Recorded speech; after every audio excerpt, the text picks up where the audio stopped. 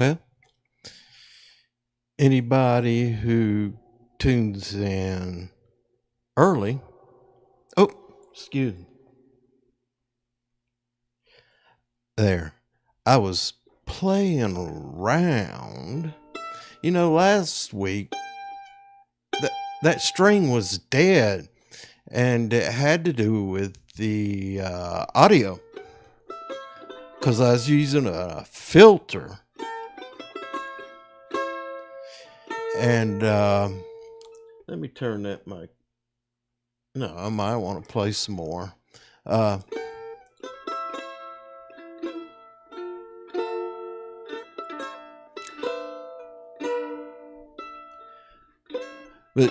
it sounds different. But I changed the parameters on what noise the mic, the software would let through on OBS. So I went into the audio filter and just goofed around, and I didn't think it was ever going to work. I thought it was in the mixer. I thought it was in the mic.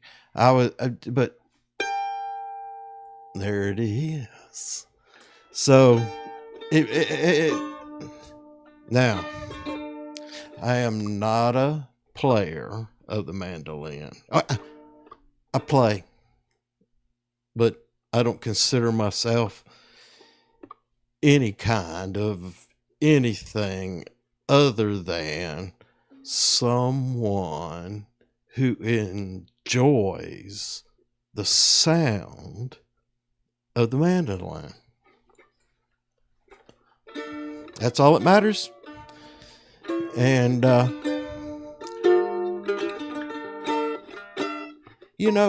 if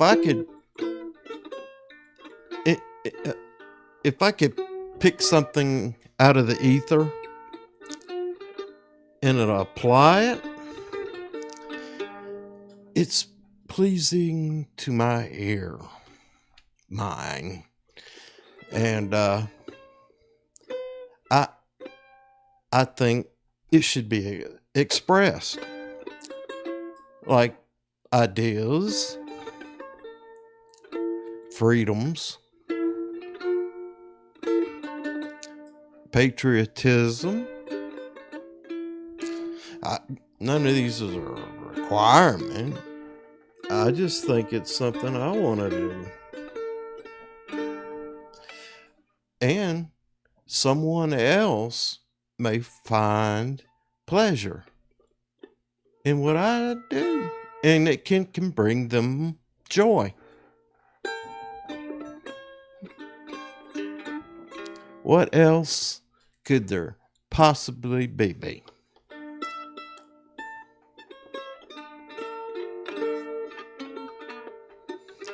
I'm sure there's some young cats out there that can blister.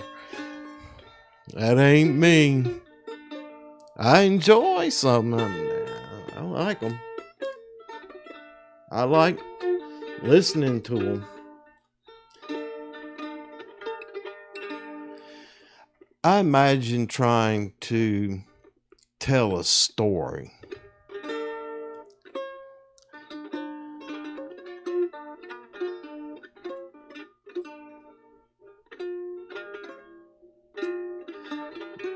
And you got the high keys.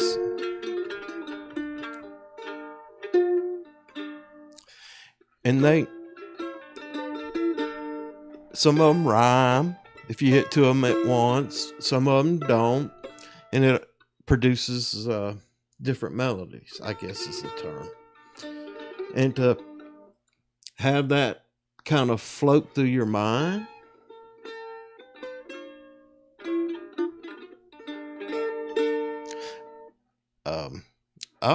I've probably been influenced more than likely, or I wouldn't like it.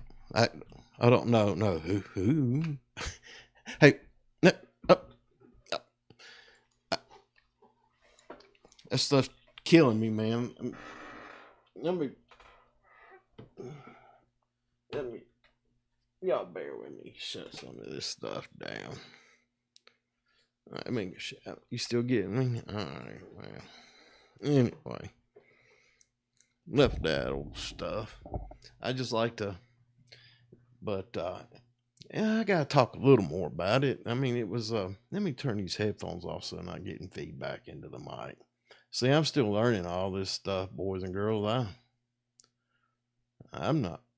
I hear echoes sometimes that these mics can pick up different frequencies, and the headphones on the side of the desk here would have that frequency so it would be comfortable on your eardrums if the microphone picks that up, because it's, you can hear it real well and block out noise, and it can hear it real well and block out noise based on a whole bunch of mathematical equations that I'm not sure I understand at all. To me, it's kind of all like make believe. Old dude in his basement messing around. Hang on a minute, let me find out what we're gonna talk about. Good evening, everybody. I tried to spread a little good news there. Let me see if I can get some of this stuff to move around for me.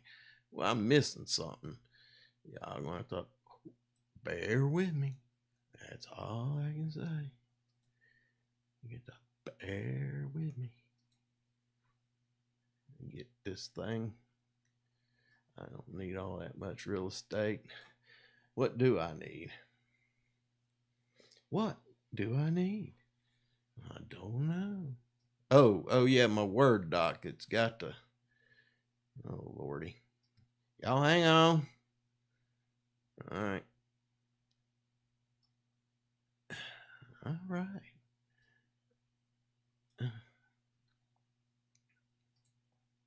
Oh man. Okay, I can make it out from there. All right. Greetings, everybody. Do I got the right screen up? Nope, I got the wrong screen up. Let me change it to Raven County Raven County rag. My idea, and I'd like it to be other people's ideas, that we're a small community of people, like-minded people, and we have our families, we have our neighbors, we have our communities, and we need to make sure that we establish what type of community we want to live in. We're not, we just want to make it plain to anybody who comes in, like the welcoming committee.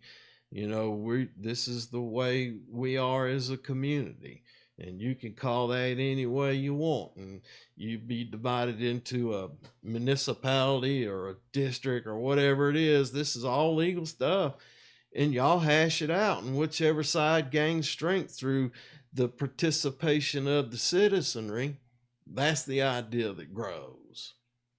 Anyway, greetings everybody. Taking care of our environment, taking care of each other. So anyway, that's the greeting, and that's who we are. We also like to talk about hunting and fishing, and I'm ready, but I know you turkey hunters are out there right now probably knocking them out, getting them old turkey birds. I went a couple times. I miss the ambience, I guess. I don't know what. I would go do it again if I didn't have to walk too far, get too cold. But yeah, the old turkey season. Bears starting to wake up out there. They gonna come out of their dismal slumber hungry as a bear. We all know that saying. So man, they'll be hitting anything they can to get that hunger satiated. So mind your manners, watch what you're doing. All right. We were on to the hunting and the turkey hunting, and slaying them out there, and the fishing's getting hot too. I understand the lake's starting to change, and see a lot of pictures of old boys out there doing real well with some real nice fish. I tell you what, that's I've seen some good stuff, man. And you know, it's a beautiful day to get out there on the water too.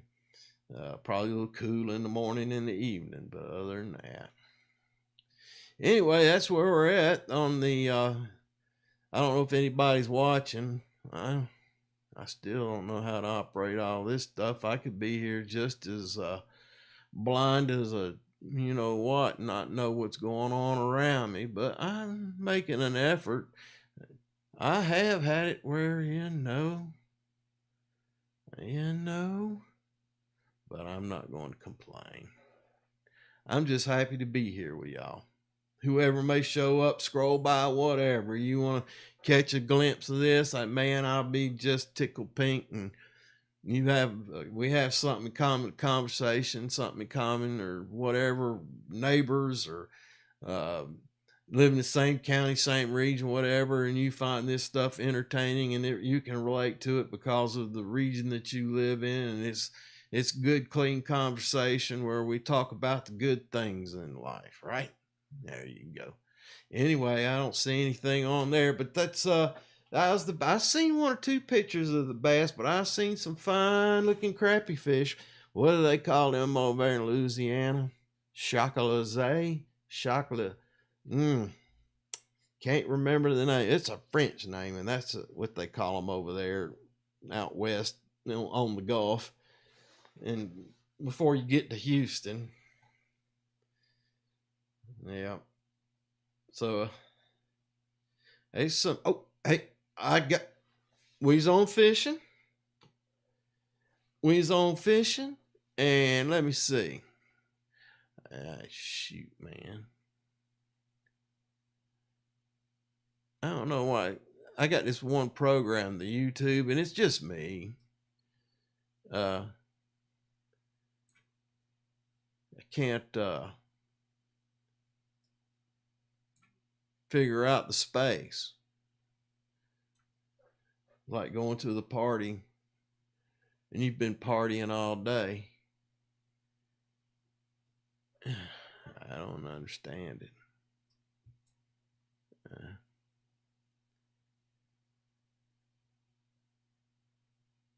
I guess they want your attention the whole time. All right. Excellent connection. Anyway. Trout fishing. I was going to show what the everyday carry is for me. And it won't take but a minute because it ain't that much. But I feel like I am successful most of the time.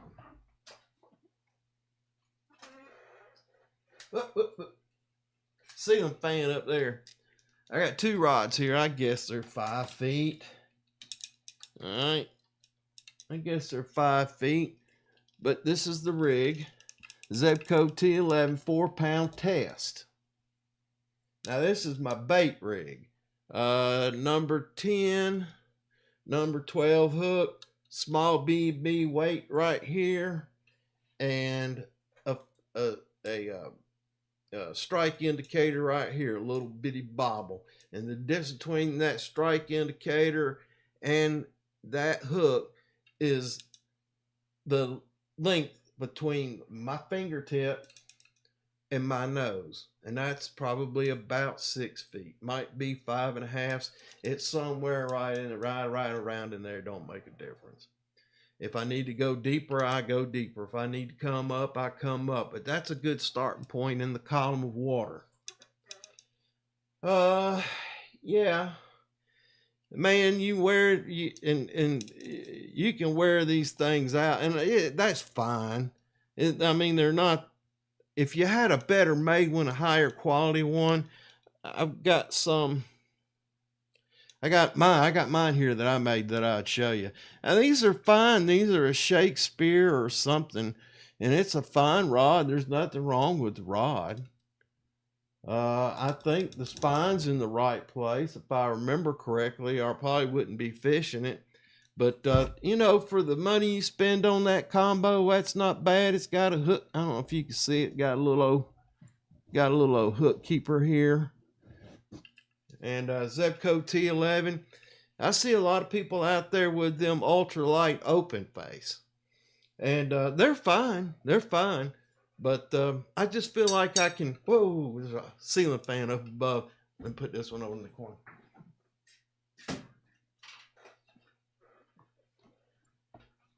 Anyway, no, that's fine. That's fine for fishing. And then, wow, here's one now this is the one I fish. I fish wet flies or dry flies on. Okay, yeah, I can use a fly rod. I can do that. I know how to do that. I know how to do it, and I could write a book on why I reluctantly fly fish. Same setup. This is a woolly booger and olive. I made this. I tied this up, and it's coming up. Well, it looks pretty good. They'll come apart eventually, but I like it. It's mine. I made it. And another up here, there's another BB, the smallest lead shot you can find. And that's all I got on here. I do have a strike indicator at the other end, because I can see that strike indicator when it's under the water. If I'm looking, I can see it moving. Because it gets pulled in a lot. And if it changes direction, yeah, that's when you set the hook. But this is one I made several years ago. Them old corks is wore pretty good. This rod's maybe, I don't know, 15 years old. It's been fished pretty good. I did all the top. Look, still got the maker's mark on it. I even took the maker's mark off of it. Where I lined up the spline on it. And I even took the maker's mark off. And here's did some fancy thread work. It's too high up here. The rod balances. You know, if you're walking all day, you want a balanced rod, but you have to grip it in the front here, okay? When you carry it, and then it balances. It's a little forward, but that's okay for me. I built it. But I wish I'd have moved this. I might keep bumping that mic. I wish I'd have moved this thread work back some. Back into here. But I was learning. And then on this one, put all the guides on, wrapped them in thread, put the joint together, wrapped it in thread, built the rod seat. Now these corks were pre-made, but they send them large and you sand them down. But I don't think I did, because I knew that they would become compacted over time with the oil on your hands. And also I take neat's foot oil annually or every other year when it looks like it needs it, and I put a coat of neat's foot oil on it to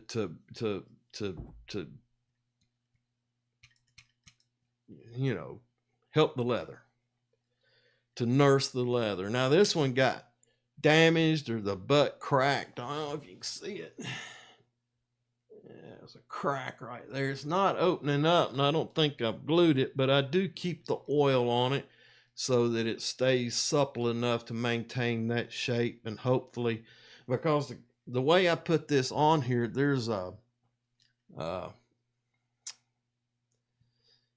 that you got the rod blank, and you have to build I want to call them bearings, but they're not bearings. They're little, you just take tape and wrap it around and around and around and around in 2 or 3 places so that this size matches this. Sometimes you have to sand it out. Sometimes you have to put tape in it. Build arbors. They're called arbors. You have to build arbors so that you have 3 arbors built up that match the inside diameter of this cork. And so then once you get that matched up, you have to fit it all up and make sure the reel seat, you do a dry fit, make sure everything's together good. And then you epoxy it. And you use the slow working epoxy, the 1 hour epoxy, because you need it. As a new builder, you don't want to get in a heartache. You want it to dry, but and you want to hold it when it's done. But the best thing to do is use that good epoxy when you put these things together, and let them dry thoroughly. Might have to wait a day or two, but you know, good things come with time. And then, but to take them off, you got to cut that epoxy off. I don't know if I can have that strong of an emotional attachment to a fishing pole or not. But this is a good, I actually made this one for my wife and she never used it. Isn't that a shame? But every time I fish it, I think about her. Honey, if you ever see this, you are special. But anyway,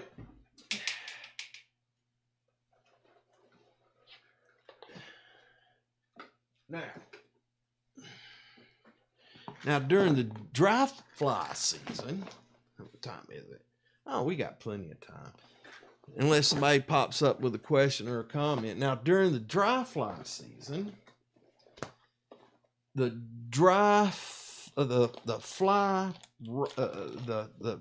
rod and reel for flies. Ah,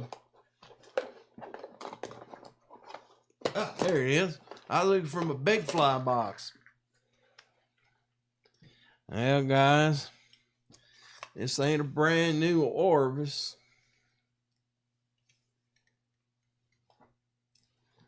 It ain't high-tech plastic. It's just old bent aluminum.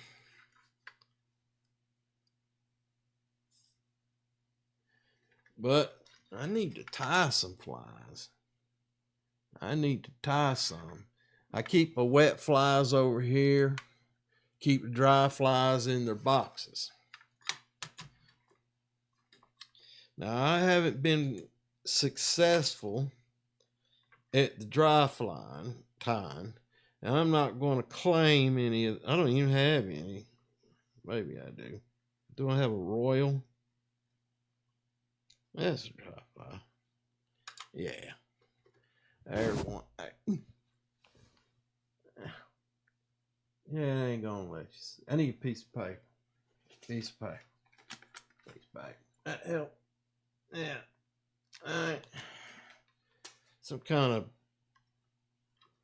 dry fly.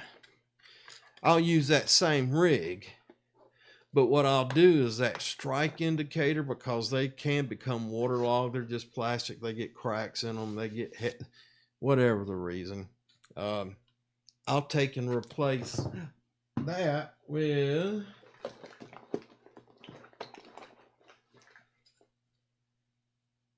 this, a clear bobber, and it's the same distance away from the fly, about a nose length.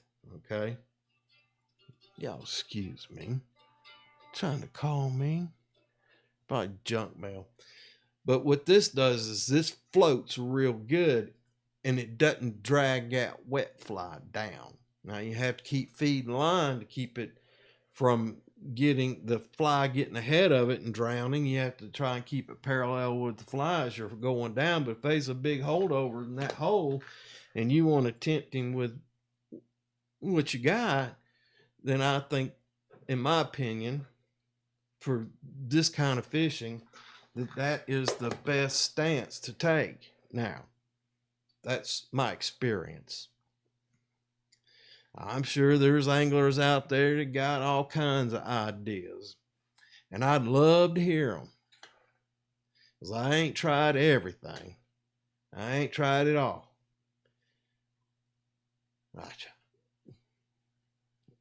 Yeah, whatever going to hook it. Yeah. Yeah. Yeah. Yeah. Yeah. Ain't been opened. I bought them and throwed them in here. 3 different colors. Thinking I might. but I ain't ever. And I intend to give them away to some fella someday who lost all his bait and didn't get his limit. That's a sad day. Any of y'all ever done that before? Get your fishing bait, man. Man, you're getting the bites, you're getting the hit, and you don't even know if it's one of them old scuttle. What do they call them darn low fish in these rivers up here? It ain't a trout, but it's that darn old. They call them trash fish. I don't scuds, something dark. No, they're not darker.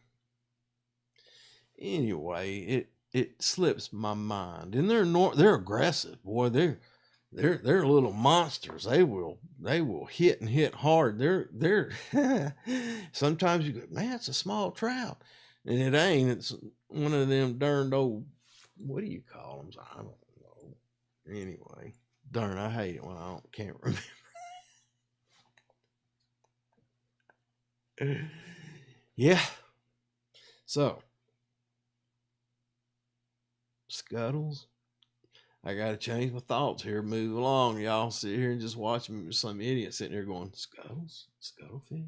What do they call them? It'll come to me in a minute if I can remember what story I was telling. Run out of bait. Yeah, we've run out of bait before. Doggone it. How about when you're? I'm not a big fan of, but I have been a time or two. Sea fishing. And you get out there and you get offshore, and man, they're tearing them up, and you run out of bait. That's bad news, because it's over then. Game's up, going home. Ain't nothing. You can tie on some artificials and go out there, I reckon. I guess they do that too. Troll or whatever they call it. I'm not sure. Awful lot of tossing or turning around out there, and the sun beating down on you. I just don't know. I'd like to find the shade of a big old oak tree and just take me a nap. That's just me. I was a younger man, by God. So we covered that. Shoot. So we covered the two. Oh, I didn't show you my nymphs. I didn't show you my bag. I don't know what this thing was originally meant for. I don't know what it is, but it's just a piece of cloth with a big old flap that hangs over it. Call it a satchel, call it a purse. I don't care. It's got two little pockets on each side, two pockets on each side. One up top and one down below, and I keep a stringer in one in case somebody says I would like to have me a trout dinner. And so I'll accommodate if possible. And then that's that size shot I fished right there. See how small them are? I got some smaller than these. Yeah, I sure do. But that's the way. Yeah, another stringer. All right, now here's my go-to box. If I need to re-rig on string, I don't go fumbling through all that stuff unless it's a major tackle change. But I got 3 compartments on that side and 3 or 4 on this side. I got strike indicators on one side with some, I'll show you, but I'm afraid to spill out. Oh, yeah. Hey, see this? I don't know if it focus or not. Let me get it. Yeah, that's trout food. See that? Another type of strike indicator yarn. You can make those if you've got some rayon or some kind of waterproof yarn. Wool, I think, works pretty good. All that is a length of that doubled through a hoop, and it's tied off. I don't know if I can get it to pick up. And it's just whiplashed right behind that to form an eye. And it'll float just like this. The line will go through it. There's different ways. But back to the fish food story. Here it is. Now, I underhandedly got a sample of that from a place which I shall not name. And I know that is the official pellet that is fed to trout hatcheries by large conglomerates who manufacture that. I guess. But anyway, the story is when you watch those trout feed in their runs at the hatchery, when you're walking between the tanks, and they're in ground, most of them, or they're halfway up, there's variations, but as you walk through those tanks, they've got artificial flows in them, and the fish are always swimming up into the water because that's how they get their oxygen. They need that water at a certain temperature because at a certain temperature it holds more oxygen, and that's the kind of environment that they need. It's a long story, but they are a form of life that form habits based on, some say it's instinctual, which I think is probably right at some level, as to move a certain way or to see something, self-defense, eat or flight, fight or flight syndrome that's ingrained in it. But anyway, when you go to the fish hatchery and they feed them on a schedule, I don't know if they feed on a schedule or random, but they have these little buckets and they got a little stick in them that the fish would swim by, and it'd strike that stick and it'd just automatically feed like that. And then I think at a certain point, because I recall they come out there and feed them by the scoopfuls. And I don't know if that's right before they stock them so they don't starve to death in the first week or what that's all about. But yeah. And so I'm thinking, interesting. So, I have some of it, and that's all I got. But it gave me two things. It gave me trickery. No, it gave me two trickeries. Because I could take a piece of scrap cork when I make that fly rod back, or make that rod back there, in that corner of ones we looked at, over here somewhere. Yeah. I got scrap cork. And I can form something that looks a lot like that out of cork, and then lash it on a hook of the appropriate size. And when you do that, the other part of the trick is to take a handful of river gravel and trying to get some of the big stuff that's about the same size as a piece of that feed, and also the hook, that piece of cork you've got tied on that hook. Okay, you get you a handful of that. All right, and you're going to cast with this hand, you're going to shake and throw that rock with this hand. And you start doing that. Just do it 2 or 3 times. Don't do it right away. Give it a half a minute to a minute and throw another hand out there, and then another minute or so and throw another hand out there, because that starts triggering them to that something's happening. They know that they get a reward for it.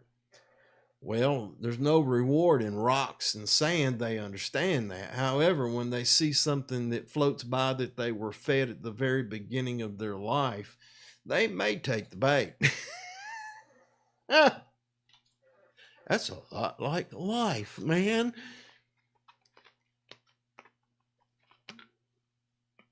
It's like chickens. Anyway, got to move along. The other side of the box. Other side of the box. two size hooks, a 10 and a 12, I think. 10 and 8. I need to, yeah, they work well. I must have run out. Well, I have to check my sack. And on this side is the little weights. And I have some bigger ones depending on, I don't like to squeeze. If I can get away with one weight, you know, I'll do that. But that's the first thing that comes out when I'm having to re-rig on the stream right here. Okay. You seen the dries. And you know, you join these outfits. Man, Trout Unlimited. And man, I guess I appreciate their work. The thing is, I think that resources are best managed at the local level. Do we need some oversight? Oh, yeah.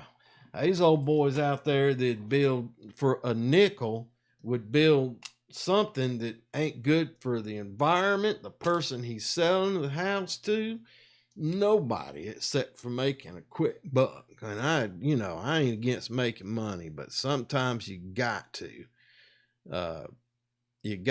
put respect for the environment in there and not poison ourselves. They got some new technologies out there for building, and they can do a pretty good job unless you get that 100-year flood.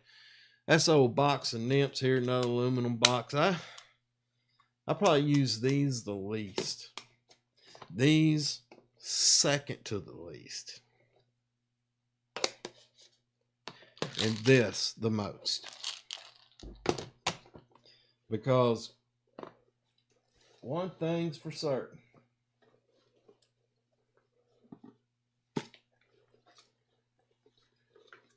I will bait fish. I will bait fish. My intent is not to keep any. I don't know. I would keep my limit, but I'd rather stand there all day and catch 30 fish than catch 8 and quit. You know, guys stand there and catch 7 and stand there and turn the rest of them loose hoping for a bigger catch. But that's cool. That's cool. Red wigglers is my preferred method. Now, red wigglers, people go, man, let me tell you something about a red wiggler, buddy.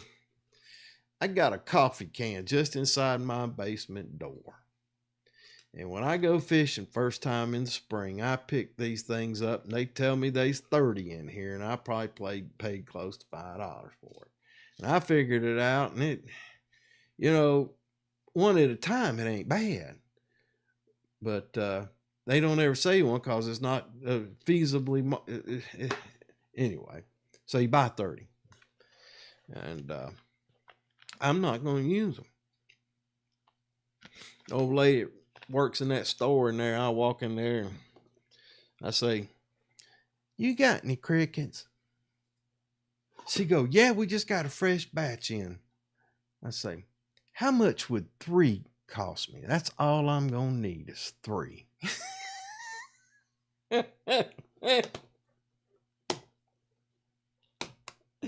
I get them all. Whenever a new one comes in there, that's what I do. I said, "Yeah, I can catch my limit on 3. 3 worms or 3 crickets." Oh, speaking of crickets, where's our time at? Speaking of crickets, yes, sir. Yes, ma'am. I do. Proud to admit it. Call them Georgia nymphs. All right. Look at that. I have lost this tip, and I had another one that I carried for many years until somebody sat on it or broke it or something. That plastic tip had broken off. You know, you're in the stream and it's cold and you're fiddling around and you're trying to keep that thing open and you're putting pressure on it, trying to hold that thing back, shake out one of them dang passed out crickets from the cold, right? Right? Or they got wet and they just belly up on you and you got to shake them out. They're wet and they're just limp. and shake them out. You'd be bending that thing back before you know it, that thing is gone. I had it break off right here next to the body. Right here next to the, I don't know if y'all can see this or not. I need to keep it closer in frame. I'm sorry. Right here next to the body, it broke this loop off. It had that cap. And it was early spring like it is now, and I found an appropriate size branch. I didn't panic. And sharpened the end, and it was probably about 3 inches long, and stuck it in the end of it. And I never tied it to the end because I didn't want to fiddle. I don't know. I just didn't, because a lot of times I pull it with my teeth and stand there and do my business with the cork in my teeth and stick it back in and put it to the side. But anyways,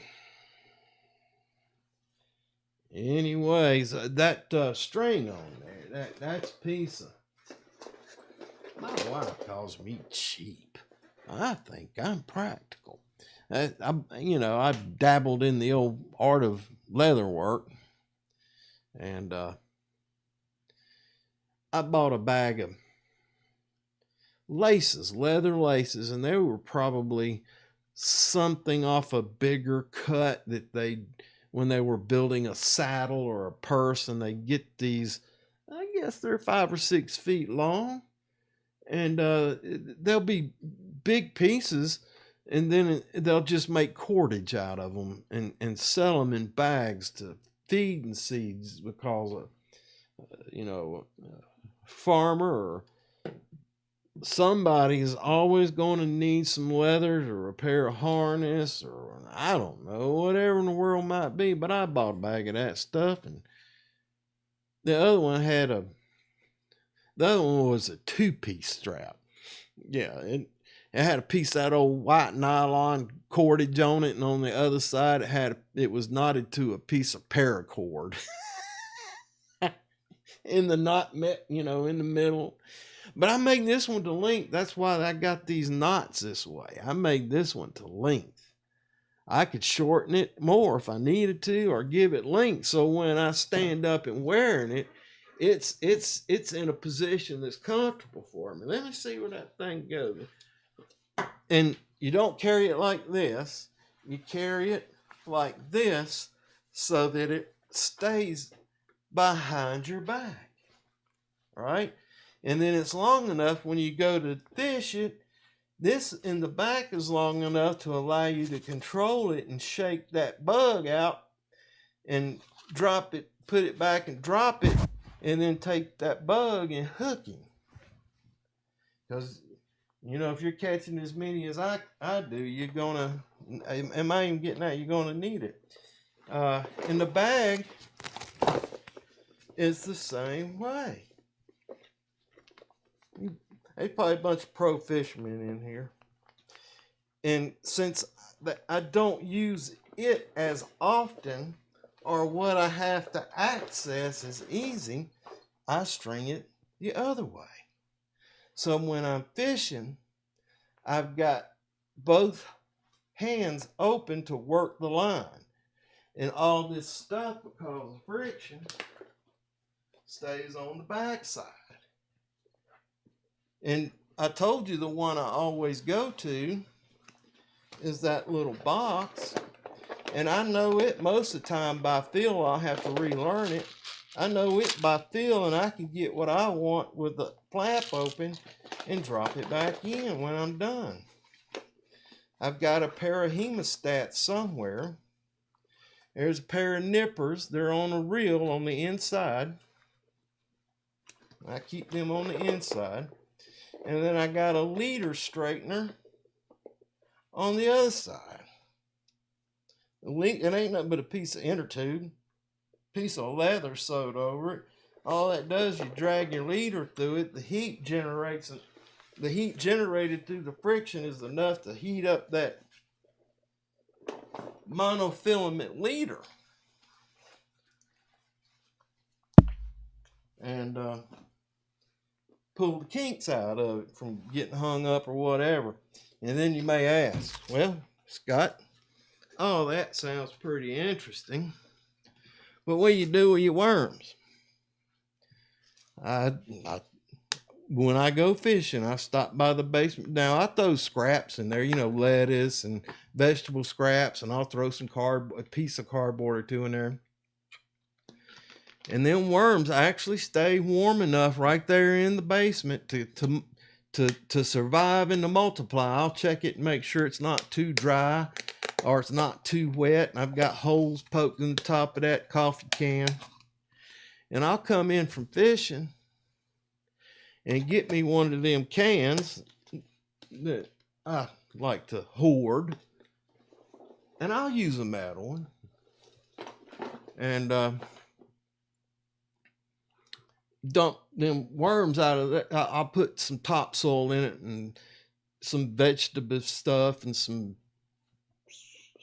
cardboard. I'll put that in there and then I'll put red dirt in it too. I'll put just clay and topsoil mix and then dump that stuff that they're in on top of it. So they'll make vermiculite in that can, and you just stir it up and keep adding pull it to one side and drop some more in there, and you keep adding nutrients, and before you know it, you got worms. So as I go fishing, I keep these on top of it.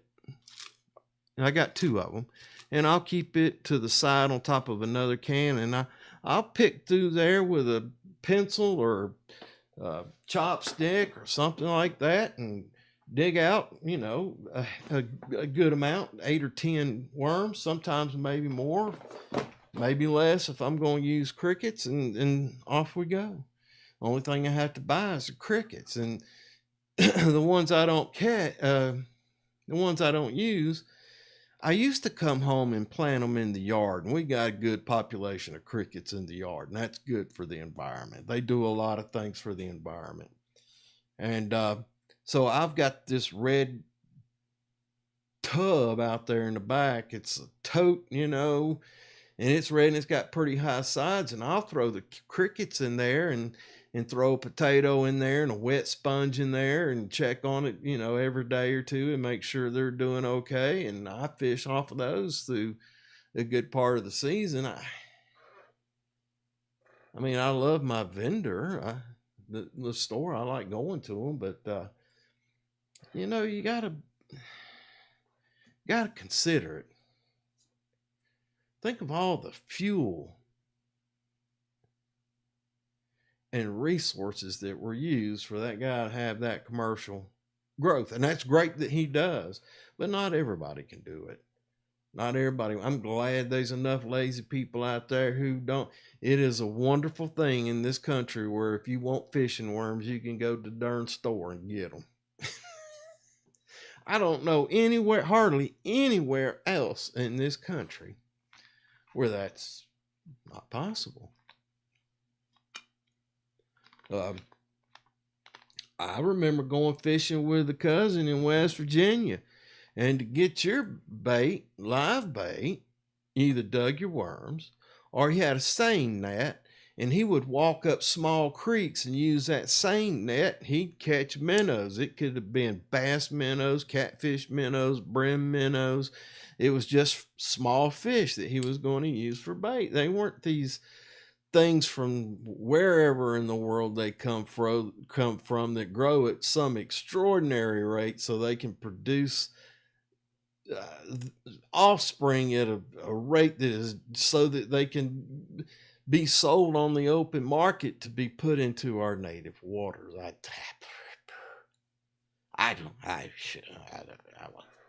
Is that good? I guess it all used to be different anyway, and now it's becoming homogenous, I think is the term. A homogenous society. I don't know if that's good or not. Then we ain't nothing but dialects. If you Doctor Who fans are out there, I recently found on one of these TV services that they do nothing but play Doctor Who. And I remember when I was out of college, I think, probably just out of college, That was a guy I was living with. He was older than me, and he thought that was cool shit. So I'd watch it with him. You know, I had nothing. I didn't have no money. Didn't have no girlfriend. Didn't have shit. Uh, we'd watch that, play chess, just fuck around. That's what we did. We just messed around. Didn't have no direction. Didn't really. I didn't. I was just floating, man. I was out of touch, so to say. Well, I was trying to create an alternate reality.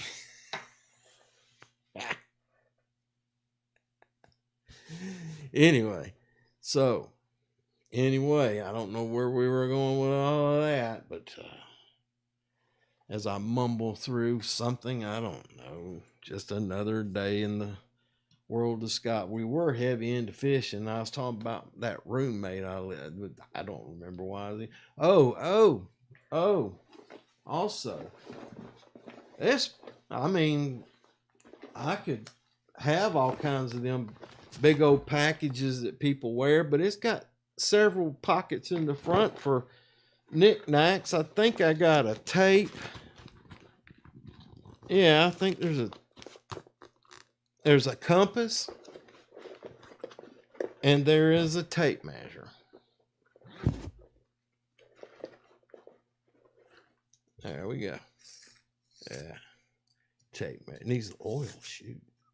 Yeah, don't come back in. Yeah, it needs a little oil. I need to do that. Somebody, what time is it? Anyway, cool stuff. Anyway, I got a text. Y'all excuse me a minute. Scott. No. A missed call. Somebody tried to call me. I'm 100%, so I'm going to disconnect. Anyway, trout fishing. Yeah. Oh, I forgot to show you that these red things are hooks, tins, and oh no, all I got is spare tins. I need to find some smaller. Here, you want to see? I thought I was smart one time. I said, man, you know, if you dip them old crickets in silicone or something, some kind of preservative, you know, you could keep them all winter. And I guess somebody else came up with the same idea, but they preserved those in some kind of silicate. Anyway, you get to see how long they last before they come apart. I fished them 2 or 3 times. I didn't find any appeal in them, and neither did the fish. So they've been sitting there. I guess it's a chemistry experiment or science experiment now, where they're just to see how long, if they found them buried with me in 10,000 years, wondering why they excavate our stone or concrete foundations, trying to understand us. You know, they're clawing back out of the next dark age. Scientific discovery. And they'll find those crickets and they'll think, they had a strange diet. Are they worship this?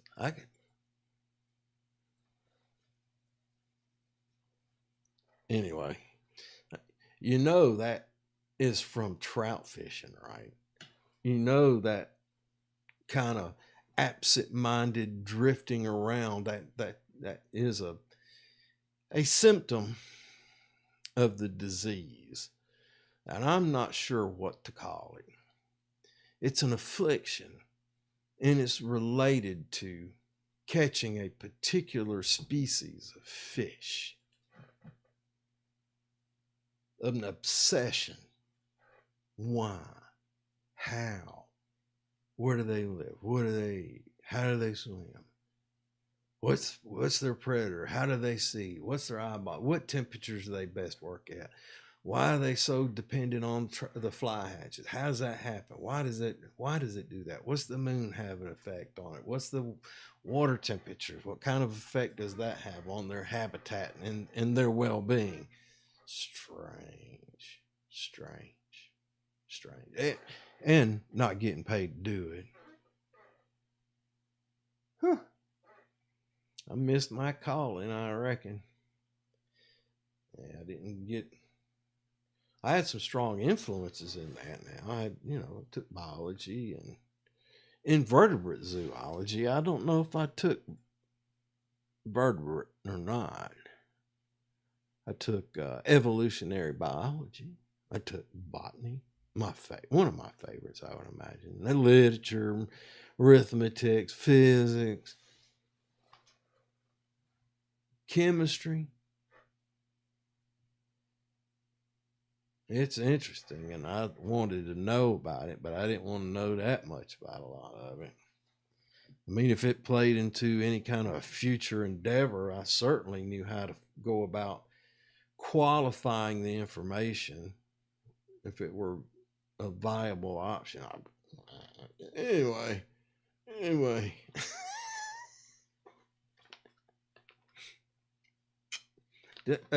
I did get that. You did see that I got the mandolin right. I told you that my last. Well, it's always the last thing you try, isn't it?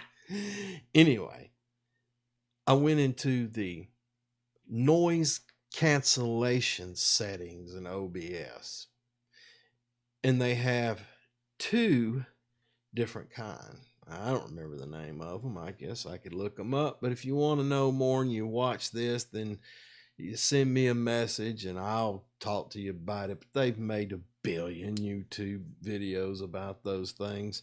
It's got two noise cancellation settings in it.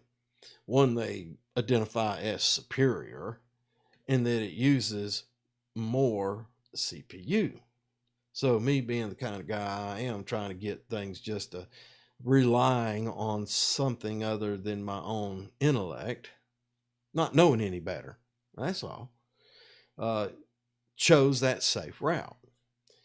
And the last thing I tried is I went back, I checked all my meter readings, everything from the mixer through to the interface and to the computer. And if I listen to the headphones at the interface and I listen to the headphones at the mixer, it sounded as it should. But as it came out of the computer into the monitor, the headphones, it didn't pick up that. And so I had to go back and look at a couple of the videos, and yeah, it did not pick up that E string, because on the playback it didn't even do it. So that got me investigating. And there's what they identify as a not as good, or it had a different definition. It means you had to do it. It didn't allow the computer to do it. You had a slider where you could adjust it. And I got to sliding that thing, and as I went down the scale, I could hear it. And so I did all the testing and all the feedback and listened to it on the computer monitor, and it was working. And so now we'll see tonight. I got 5 minutes. Go. But I like to listen to it, so I'm going to put the headphones on. All right. Uh-oh. Oh, I don't have it on. Yeah, I do.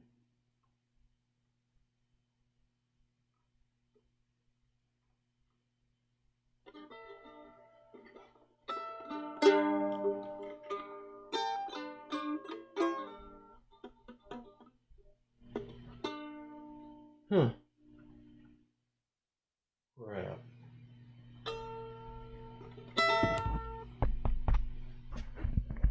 Well, I'm not sure what has happened here. Oh, that ain't it.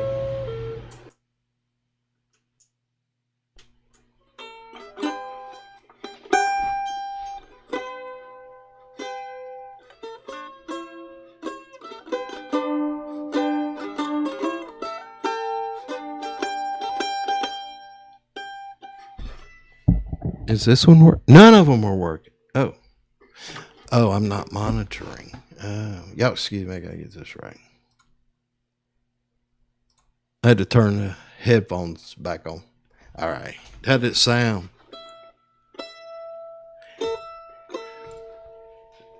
All right. That's without the reverb. I ain't got but a minute.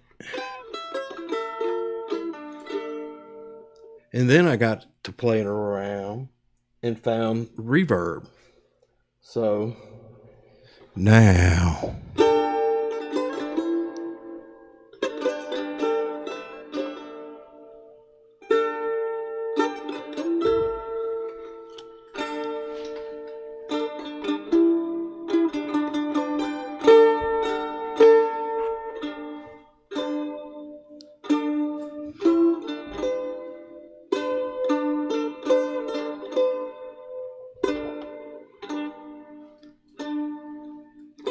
Yeah, I lose track. And plus, I keep bumping the mic. All right.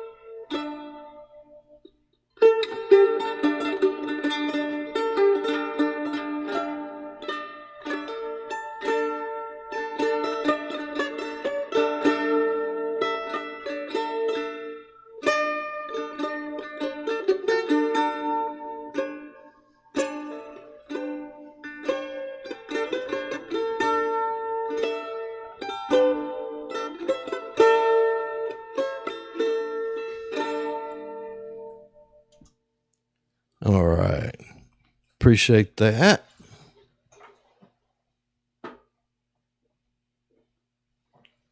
Y'all tell me. Let me kill this thing. Y'all tell me what you think about that. I'm talking into the mic all wrong. Hang on. All right. Well, I appreciate y'all coming by. I don't think I saw anybody flip by. I was too self-absorbed. But every Thursday night between 6 p.m. and 7 p.m., I intend to be here, and I think I've kind of developed a format. It may change. Then again, it may not. But anyway, I'm going to sign it off. I appreciate it if you stop by. Let me know you stop by. Send me a message if you want to tune in on Thursday nights at 6. Hey, y'all, come on. Anyway, have a grateful weekend. We'll see you next time.